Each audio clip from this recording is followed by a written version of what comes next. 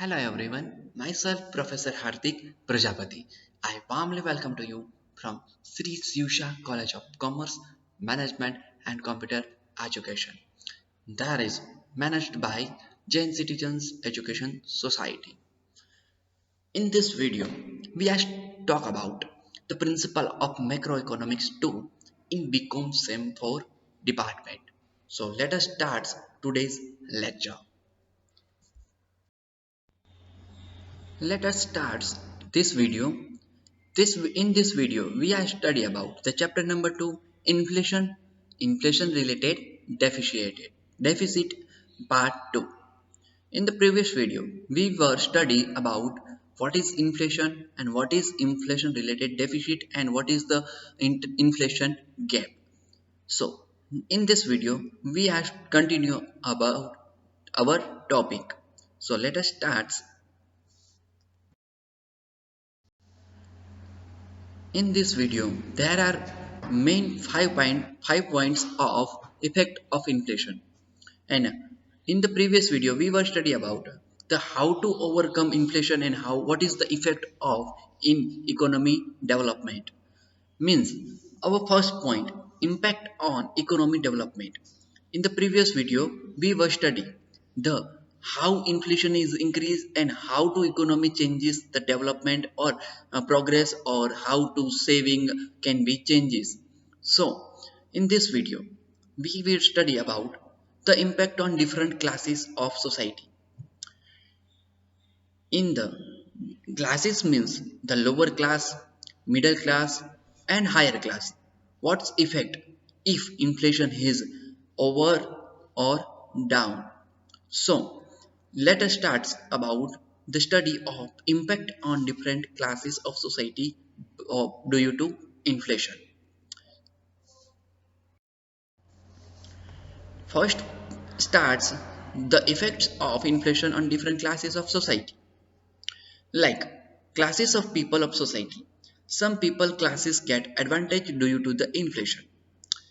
એના છે ક્લાસીસ છે અમુક ક્લાસ છે અમુક વર્ગ છે તેને શું મળે છે તો ઇન્ફ્લેશન ઇન્ક્રીઝ થાય તો એને એડવાન્ટેજ થતો હોય છે. There are different effects on the different to it.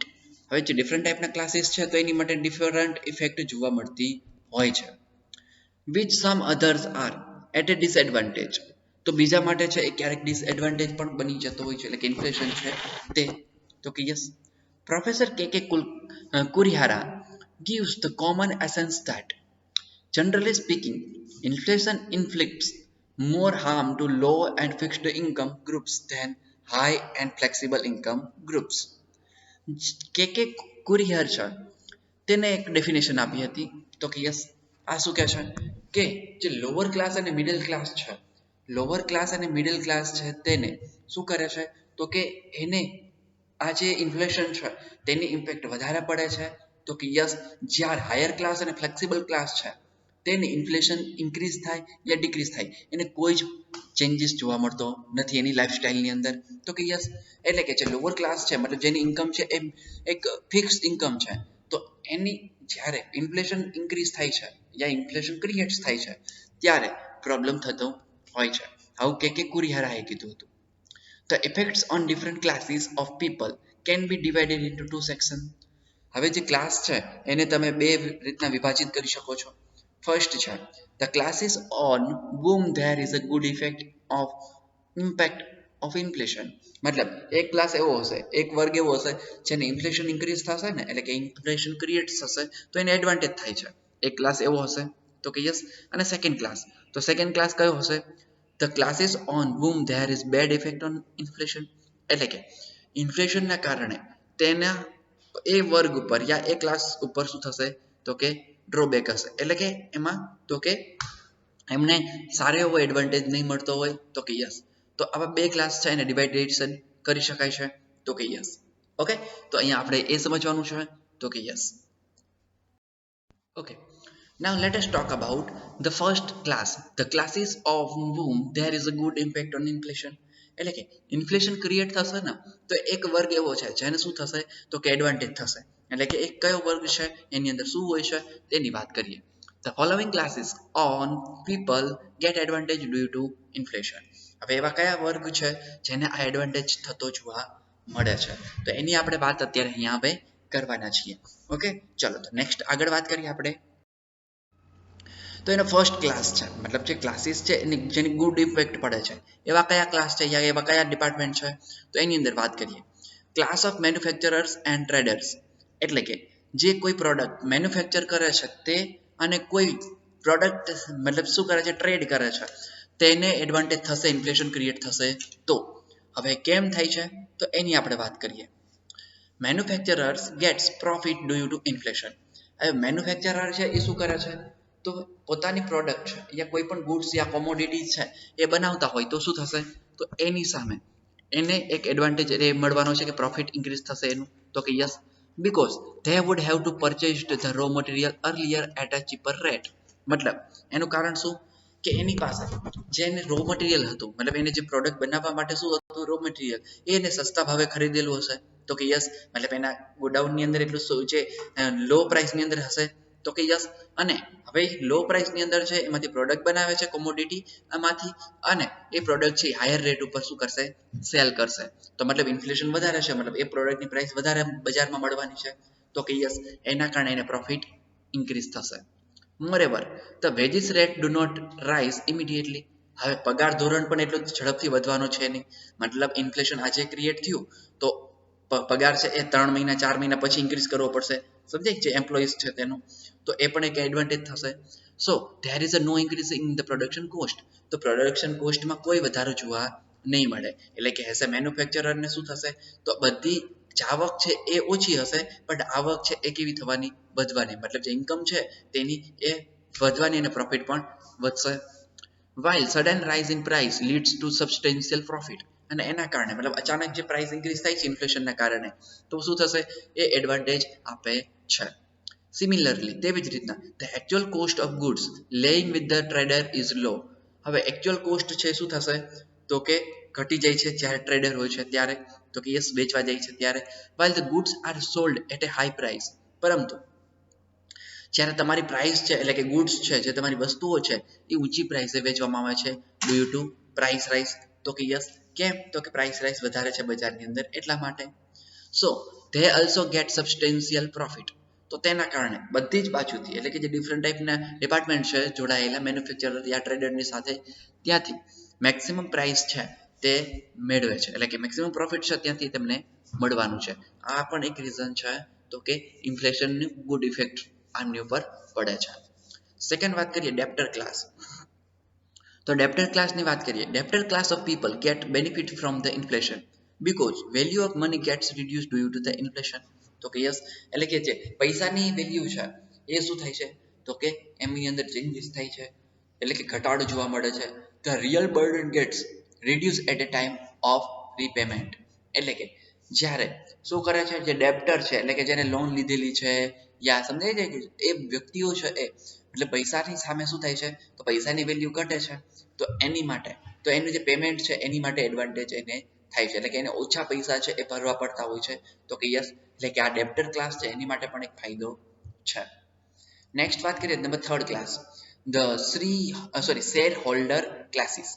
હવે શેર હોલ્ડર ક્લાસીસ એની અંદર શું છે, મતલબ આવા વર્ગની અંદર કયો એડવાન્ટેજ થશે ઇન્ફ્લેશન ક્રિએટ થવાના કારણે, તો એની ચર્ચા કરીએ. Shareholder gets the benefit because entrepreneurs get the maximum profit.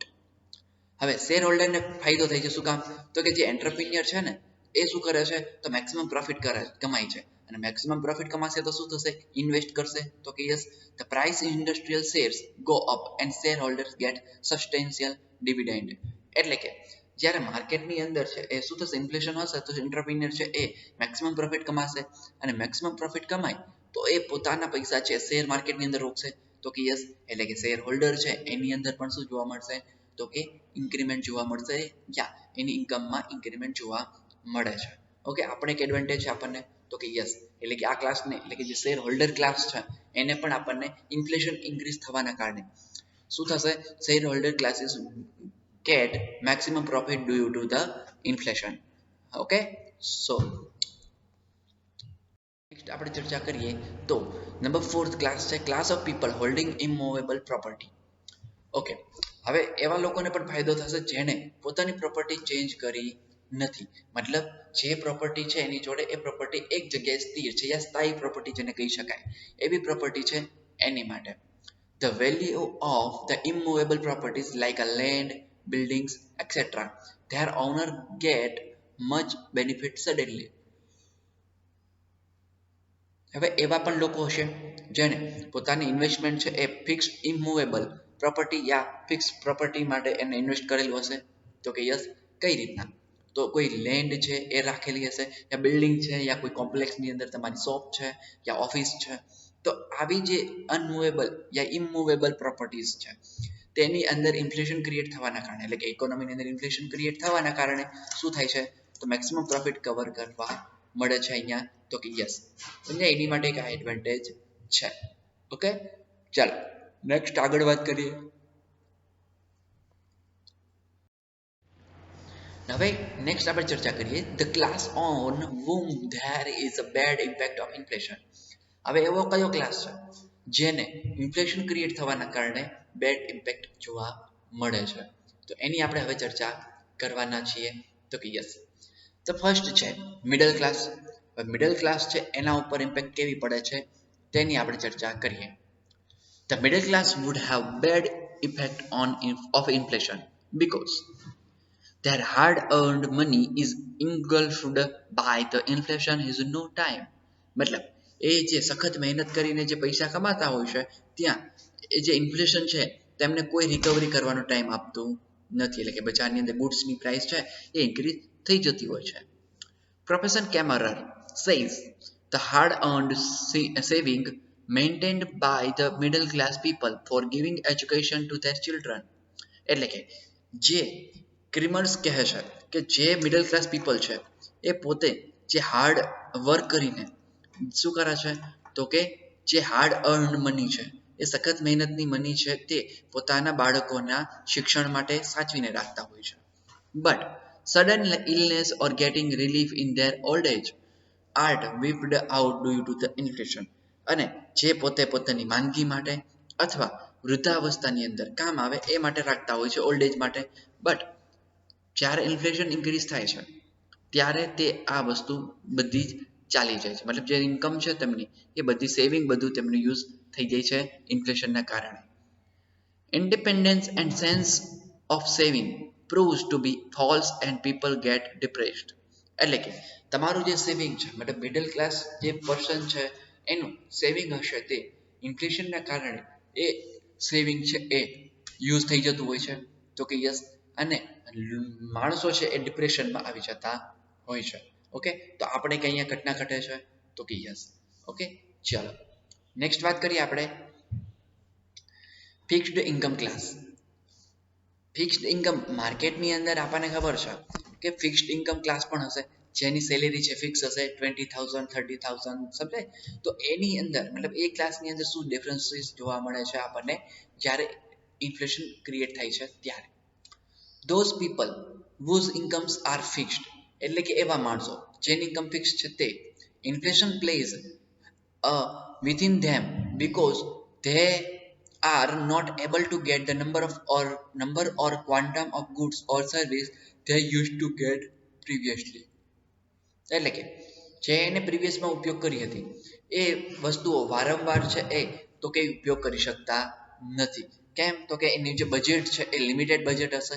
તો કે યસ, એટલા માટે. So people have to face many types of difficulties.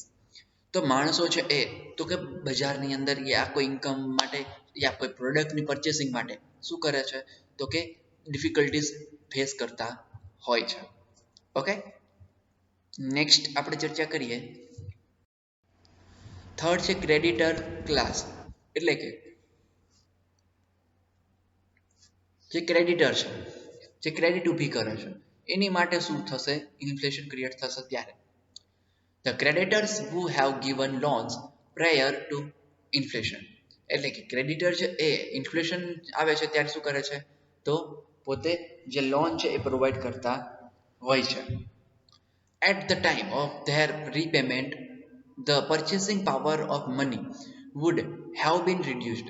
એ વખતે purchasing power બની છે એટલે કે જે ખરીદ ક્ષમતા છે એ કેવી થઈ ગઈ છે, ઘટી જાય છે, એટલે કે ઇન્ફ્લેશન બજારમાં વધારે છે એટલે those people who have saved money by giving up so many things, અને એના કારણે શું થાય છે, જે બજારની અંદર વધારે પૈસા આપવામાં આવે છે, so they suddenly find their value of money is reduced. એટલે કે જેવી એમને તરત ખબર પડે કે બજારની અંદર પૈસા હવે ઘટવા લાગ્યા છે, વેલ્યુ ઘટી છે પૈસાની. The Bartley in his book New German Explained has given the illustration of a person who had invested his complete saving in government securities. એટલે કે બાર્ટલેટ નામનો જે પર્સન છે ન્યૂ જર્મન એક્સપ્લેન્ડ ની અંદર એને કીધું હતું કે એક તેને શું કર્યું હતું, તો બધી જે સેવિંગ છે એ ગવર્મેન્ટ સિક્યુરિટીમાં રાખી હતી. At the time of investment, જ્યારે ઇન્વેસ્ટમેન્ટનો સમય હતો ત્યારે he was considered to be highly intelligent person, but during the 1940-1980 inflation period he died of starvation because he was not able to pay even for one time meal by selling those security. એટલે કે હવે સમજો, જો આ એક example આપ્યો છે હું તમને એક એક્સપ્લેન કરું સારી રીતના. એક વ્યક્તિ હતો બાર્ટલેટ, એ પર્સને શું કર્યું તો એને એવું વિચાર્યું કે બધાનું પોતાનું બધું જ જે સેવિંગ છે એ ગવર્મેન્ટ સિક્યુરિટીની અંદર રાખવું જોઈએ. તો એ વ્યક્તિએ શું કર્યું, પોતાનું બધું જ સેવિંગ છે એ ગવર્મેન્ટ સિક્યુરિટીની અંદર રાખી દીધું. અને 1940 to 1980 એટલે કે જે વર્લ્ડ વોર 1 હતી એ સમયની અંદર આપણને ખબર છે વર્લ્ડ વોર 1 છે ત્યારે બજારની અંદર આપણે આની પહેલાના ટોપિકની અંદર પણ આપણે ભણી ગયા કે વોર થશે ને, વોર ટાઈમ ઇન્ફ્લેશન, તો મતલબ ત્યારે પણ ઇન્ફ્લેશન ક્રિએટ થાય છે, વોર ટાઈમ ઇન્ફ્લેશન યા સમજાય, પાસ્ટ વોર ટાઈમ ઇન્ફ્લેશન. તો કે યસ, તો અહીંયા છે એ એટલે કે ત્યારે શું થશે તો કે ઇન્ફ્લેશન ક્રિએટ થશે. તો આ ઇન્ફ્લેશન વધવાના કારણે તો શું થશે, તો ગવર્મેન્ટ છે ને શું કરે, તો બધા જે પણ બેંકની એકાઉન્ટની અંદર કે સેવિંગ હોય યા એફડી હોય એ બધી જ ગવર્મેન્ટ યુઝ કરી શકે છે.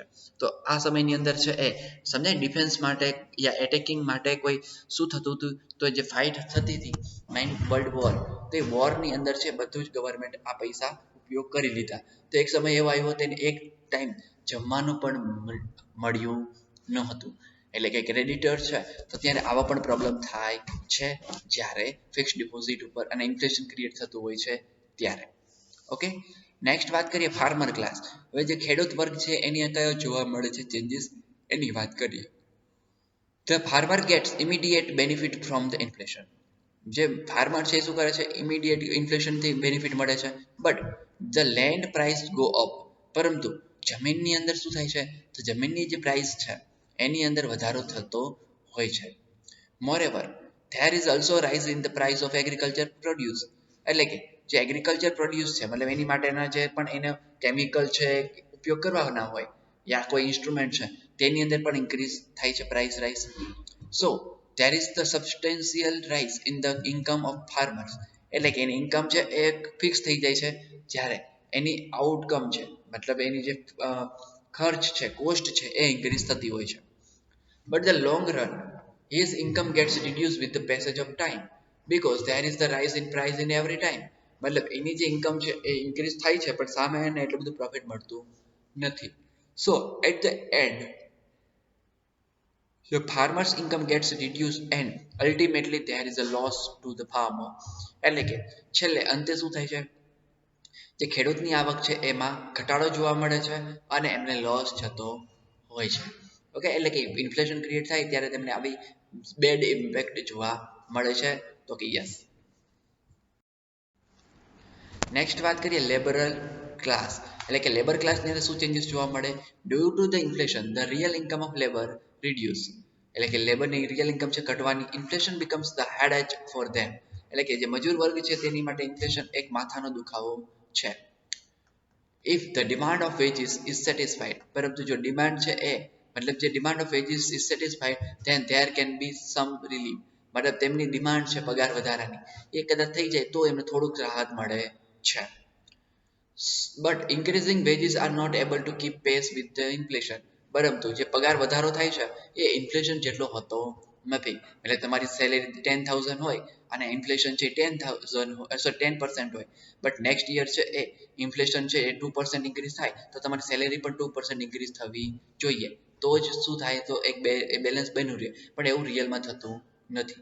So consequently the laborers are at the disadvantage અને છેલ્લે છે એ શું થાય છે લેબરને આ ડિસએડવાન્ટેજ જોવા મળતો હોય છે ઓકે ચાલો તો આપણો આ ટોપિક અહીંયા પૂરો થાય છે તો કે યસ અને હવે નેક્સ્ટ વિડીયોની અંદર નેક્સ્ટ ટોપિક આપણે કન્ડક્ટ કરીશું થેન્ક યુ વેરી મચ